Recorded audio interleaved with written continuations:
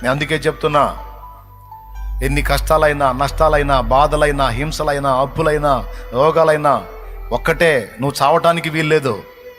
నేను చావను, సజీవుడనై సజీవురాలినై ఉండి నా దేవుని క్రియలను వివరించదను.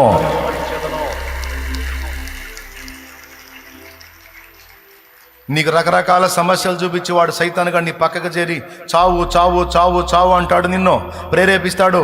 కొన్నిసార్లు ట్రై చేసావు కూడా నువ్వు, తిక్కలదానా. నువ్వు నిజంగా చచ్చిపోతే నీ ద్వారా రక్షింపబడే ఆత్మలు, చాలా ఆత్మలు నశించిపోతాయి. అలా జరగటానికి వీల్లేదు. ఇప్పుడు నువ్వు ఒట్టి పాత్రగా ఉండొచ్చు. రాబోతున్న దినాల్లో నా తండ్రి నిన్ను బలపరిచి అభిషేకించ అనేక మంది రక్షణ కొరకు వాడుకోవచ్చమ్మా, వాడుకోవచ్చయ్యా. నువ్వు నిర్లక్ష్యంగా ఉండటానికి లేదో, ఏముంది అనుకోవటానికి లేదో. నువ్వు బతకాలి, నువ్వు బాగుండాలి, నువ్వు ఆరోగ్యంగా ఉండాలి, టయానికి తినాలి, నిద్రపోవాలి, నువ్వు చేయాల్సినవన్నీ నువ్వు చేయాలి. నువ్వు దేవుని పని చేసి అనేక మందిని వెలిగించాలి, నీ బాధ్యత ఉంది. నువ్వు చావటానికి వీల్లేదు. నువ్వు ముసలమ్మవైనా చావటానికి వీల్లేదు, నువ్వు కుర్రోడివి కుర్ర వ్యక్తివైనా నువ్వు చావటానికి వీల్లేదు. రాని బాధలు ఎన్నైనా రాని, అవన్నీ మనకు వన్నె తేవటానికే వస్తాయి, కానీ మనల్ని పాడు చేయటానికి రావు. రాని హింసలు ఎన్నన్నా రాని, అవన్నీ మనల్ని షైనప్ చేయడానికి వస్తాయి, మనల్ని షార్ప్ చేయడానికి వస్తాయి తప్ప మనల్ని పాడు చేయడానికి రావు. ఎందుకంటే ఏదొచ్చినా మన తండ్రికి తెలియకుండా ఏది రాదు. అదే ముందు చెప్పాడు, నీ తల వెంట్రుకలు మొత్తం లెక్కేశాను, నీ అడుగులు లెక్కేశాను, నీ మాటలు లెక్కేశాను, నువ్వు కూర్చుంటే లెక్కేశాను, నువ్వు నిలబడితే లెక్కేశాను, నీ దినములన్నీ లెక్కేశాను, నీ కన్నీటి చుక్కలు లెక్కేశాను. నా దేవుడు మాట్లాడాడు. అంత శ్రేష్టంగా మన కోసం కాచుకొని కనిపెట్టుకుని ఉన్న దేవుడు, ఆయనకి తెలియకుండా వస్తాయా ఏమైనా? ఏమయ్యా, ఆయనకి తెలియకుండా ఏవి రావు. వచ్చినాయి అంటే మనకు వన్నె తేవటానికే వచ్చినాయి. ఏ వచ్చినా మనకు మేలు కోసమే వచ్చినాయి. ఏ వచ్చినా మనల్ని షార్ప్ చేయటానికి, పదును చేయటానికి, షైన్ అప్ చేయటానికి వచ్చినాయి. అవన్నీ మన మేలు కోసమే మన తండ్రి రప్పిస్తున్నాడు. కాబట్టి వాటిలో నలుగుతున్న నువ్వు అనాల్సిన మాట ఏంటో తెలుసా? సమస్తము సమకూర్చి నా మేలుకు జరిగించగల నా దేవుణ్ణి బట్టి నేను అంటున్నాను, నేనైతే చావను, సజీవుడనై సజీవురాలనై ఉండి నా దేవుని క్రియలను వివరించదను. 15 ఏళ్ల నాడు నన్ను గాజేయాలని చూశాడు రకరకాలుగా. అప్పుడే పోతే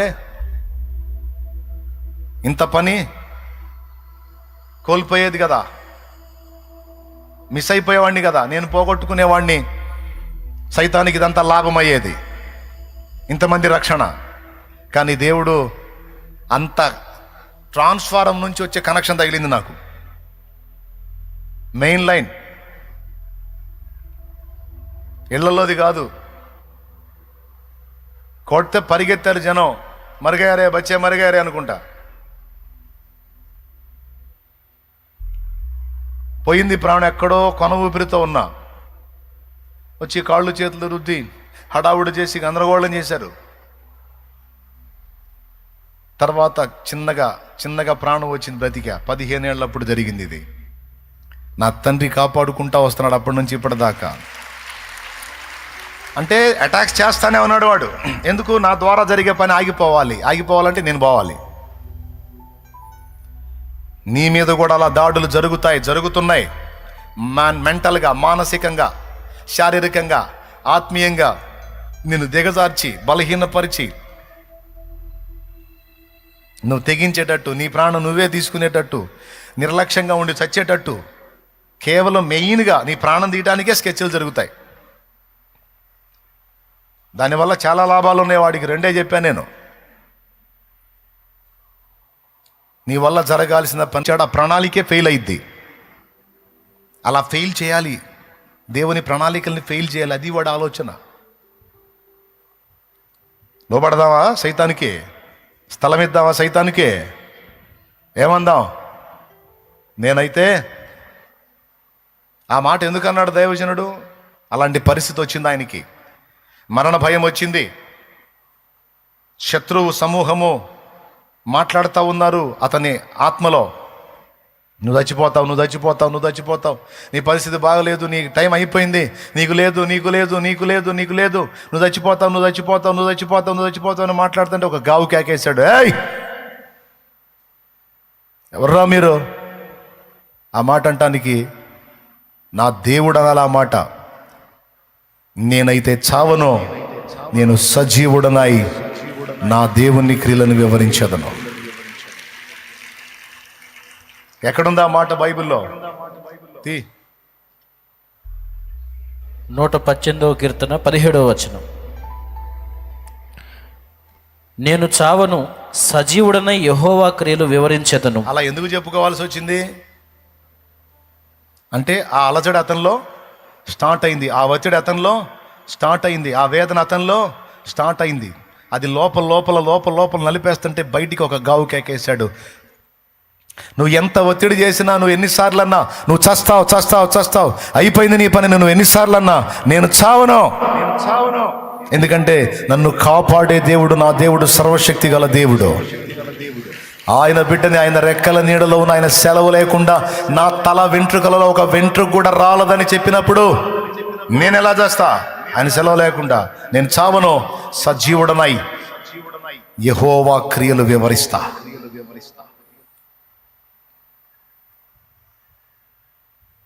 నువ్వేమనాలో తెలుసా? అయిపోయింది నీ పని, అయిపోయింది నీ పని, ఇంకా నువ్వు కోలుకోలేవు, ఇంకా నువ్వు లేవలేవు, నీ చరిత్ర అయిపోయిందంటే ఏయ్ నోరు మోయ్ సైతాన్, నేను కోలుకోపోవటం ఏంది? నా దేవుడు సమర్థుడు. నేను ఇంత పతనమైన తిరిగి నన్ను లేపి నిలబెట్టగల సమర్థుడు నా దేవుడు. శత్రువా దూరంగా పో. నా దేవుడు తిరిగి నన్ను నిలబెట్టగలడు, నన్ను వెలిగించగలడు. సంవత్సరముల ఆశీర్వాదము నాకు తిరిగి దయచేయగలడు. అయిపోయింది లైఫ్ అనుకున్న రూతుకు మళ్ళా లైఫ్నిచ్చాడు. అయిపోయింది లైఫ్ అనుకున్న మోషేకి మళ్ళా లైఫ్నిచ్చి సేవలో వాడుకున్నాడు. నా దేవుడు ఏదైనా చేయడానికి సమర్థుడు. రస్ అయితాను. అప్పుల పాలైపోయావు, ఇంక నువ్వు కోలుకోలేవు, ఇక నువ్వు లేవవు, నీ పరిస్థితి అయిపోయింది, నీ చరిత్ర లేదు ఇక. అరే ఎవడురా నువ్వు చెప్పడానికి సైతాన్? బా, నా దేవుడు సజీవుడురా. నాకు వన్య తేవటానికి, నన్ను నల్లగొట్టడానికి వీటిని అనుమతించాడు. నా దేవుడు వాటిని తొలగించాలనుకుంటే ఒక్క చిటిక చాలురా. నా దేవుడు వేసే ఒక్క చిటిక చాలు. నా అప్పుల తిప్పలని ఒక్క దినమందే కొట్టివేయబడతాయి.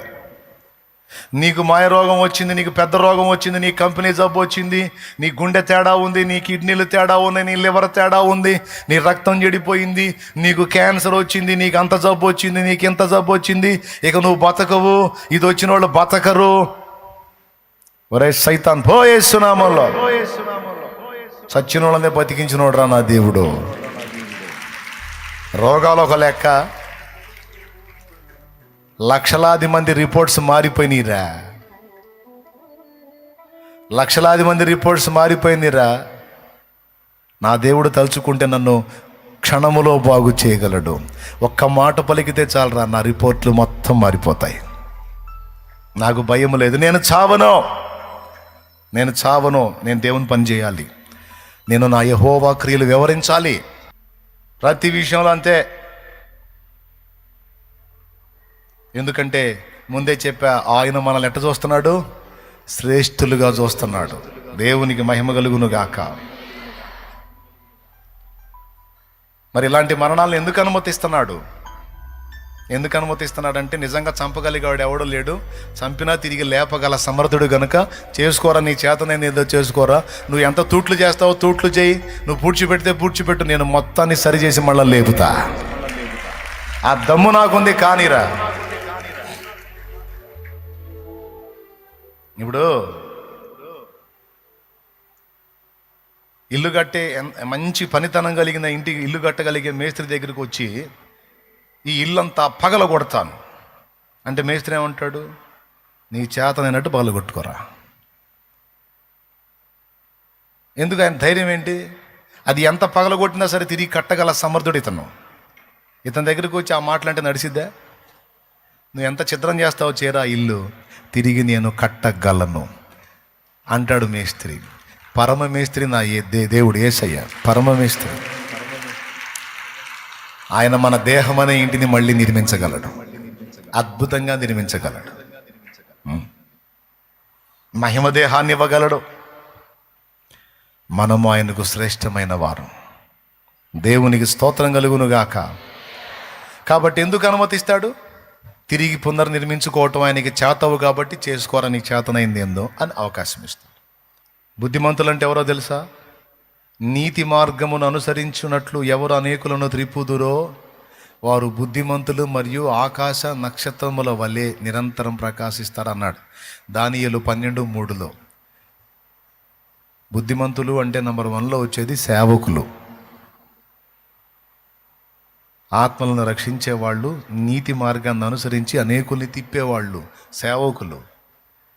వాళ్ళు కూలతారని చెప్పాడు. అనేకుల్ని పరిశీలించడానికి, పరిశుద్ధపరచడానికి. ఇంకా క్లియర్గా నిన్న అక్కడ వివరించా. పొట్టేదో గట్టిగించేదో తేల్చుకోవడానికి దేవుడు ఆల్రెడీ విశ్వాసంలోకి వచ్చిన వాళ్ళ విశ్వాసాన్ని పరీక్షించడానికి దేవుడు ఇలాంటివి అనుమతిస్తాడు. అనుమతించి చూసే వాళ్ళకి ఆయన కాపాడినట్టు, పట్టించుకోనట్టు, వదిలేసినట్టుగా అనిపిస్తుంది. అప్పుడు కొంతమందికి అల్ప విశ్వాసులకి ఏమనిపిస్తుందో తెలుసా? నిజంగా యేసు ప్రభు ఉంటే కాపాడొచ్చుగా, కాపాడలేదు కాబట్టి నాకు యేసు ప్రభుద్దు అంటారా? లేకపోతే ఎలా వాళ్ళ విశ్వాసాన్ని స్థిరపరచుకుంటారో చూద్దాం అని దేవుడు ఇలాంటివి కూడా అనుమతించే ఛాన్స్ ఉంది.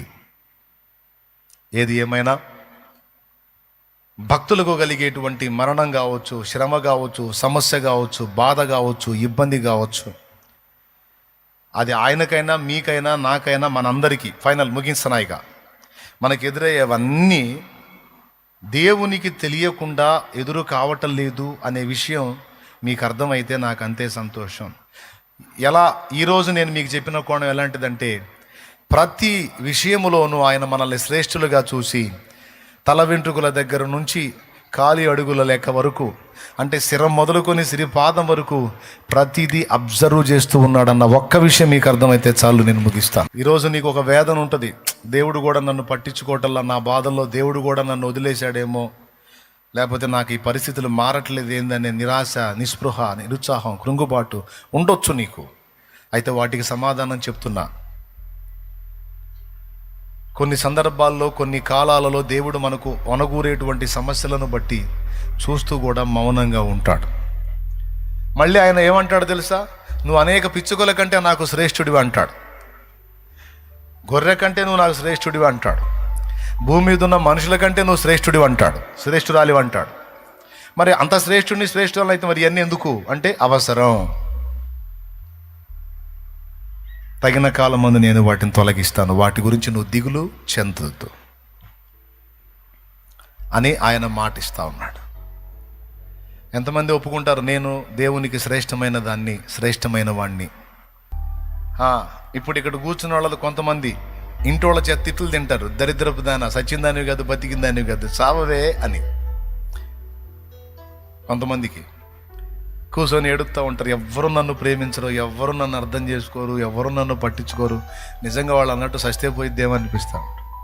కానీ ఇక్కడ దేవుడు మాట్లాడుతున్నాడు, పిచ్చిమోగందానా, వాళ్ళు ఆ మాట అంటే నిజంగా సస్తావా? ఎవరు ప్రేమించట్లేదా నిన్ను? నేనున్నాను, నీకోసం ప్రాణం పెట్టిన వాడిని, ప్రాణం కంటే ఎక్కువగా నిన్ను ప్రేమించేవాడిని. అసలు వాళ్ళ కోసం కాదు నేను చేసింది, నిద్రమోహమా, నా కోసం నిన్ను నిర్మించుకున్నా. కాదు ప్రభా, మా ఆయన ఇలా అంటున్నాడు, ఆ దరిద్రుడి కోసం కాదు, నా కోసం నిర్మించుకున్నా. నా భార్య నన్ను ఇలా అంది ప్రభువా, సావరా సావు అంది ప్రభువా, అరే అంటే అంది ప్రభువా, సావమంది ప్రభువా. దేవుడు అంటాడు, నిద్రమోహవాడా, ఆ మనిషి అంటే చచ్చిపోతావా? ఆ మనిషి కోసం కాదు నిన్ను చేసింది, నా కోసం నిర్మించుకున్నాను నాన్న, నీతో నాకు పనుంది నాన్న, ఆ మాటలు పట్టించుకోవద్దు నాన్న అంటాడు ఆయన.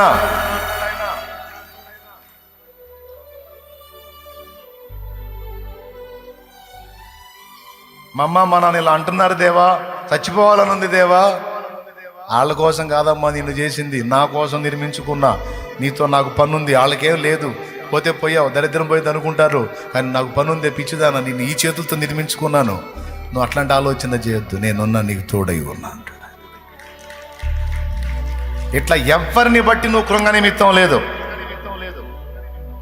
లవ్ చేసిన అమ్మాయి మోసం చేసింది ప్రభువా, ఒరే నిద్రమోహంవాడా, ఆ పనికి మరి దానికోసం కాదురా, నీకు హ్యాండ్ ఇచ్చి నువ్వు వద్దురా నాకు ఇంకొకటి కావాలని పోయింది ఎందుకురా నీకు? ఒరే అర్థం కావట్లేదురా, అది గుస్సనే.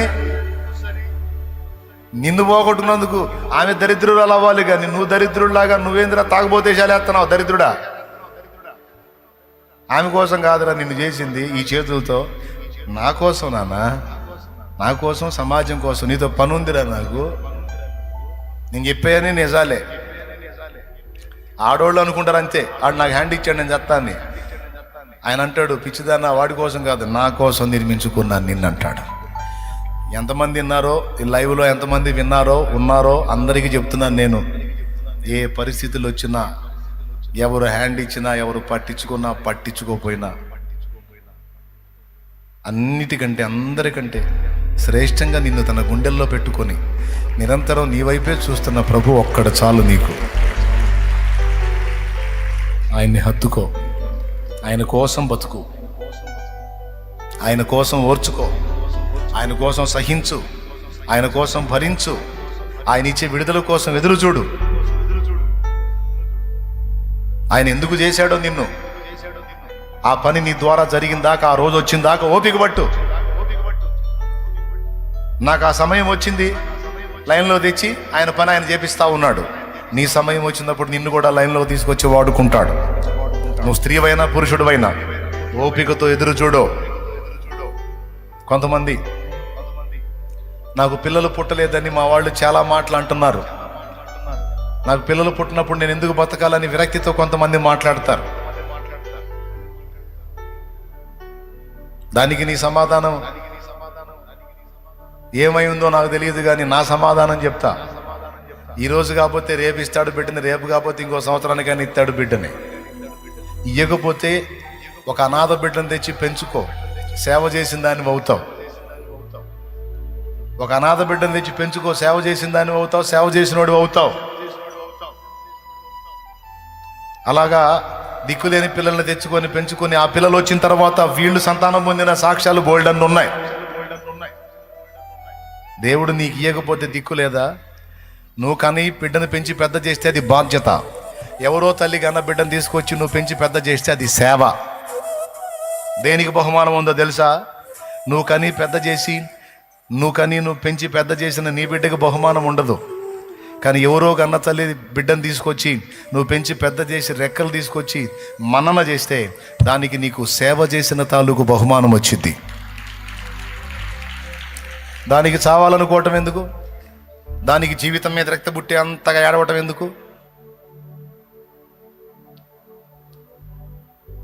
మా అత్తగారు ఇలా అంటున్నారు, మామగారు ఇలా అంటున్నారు, నా భర్త ఇలా అంటున్నాడు అంటే నువ్వు పిల్లల్ని కనేటట్టు అయితేనే వాళ్ళు నిన్ను ప్రేమించేటట్ట, లేకపోతే నిన్ను ద్వేషించేటట్ట. అలాంటి సుంఠా వాళ్ళ ప్రేమ దక్కలేదని ఏడుస్తావా సుంఠా ముఖం వేసుకొని అని అనాలనిపించింది, కానీ నేను అనను. దేవునికి స్తోత్రం. మరి అవకాశవాదులు సుంఠా ముఖం వాళ్ళే మనుషులండి. లోపం పురుషుడిది అయితే మరి ఏం చేస్తారు? మరి పనికి మాలిన అత్త, ఒక్కొక్క అత్త మాట్లాడిద్ది దిక్కుమాలింది, దాన్ని వదిలేరా, ఇంకో దాన్ని చేసుకో. దోషం వీడిదైతే వీళ్ళలో లోపం ఉంటే అప్పుడు ఆమెకి చేసిద్దా ఇంకొకటి తెచ్చి? చెప్పు తీసుకొని కొట్టాలనిపించింది, కానీ నేను కొట్టకూడదు కాబట్టి వదిలేస్తున్నాను. దేవునికి స్తోత్రం.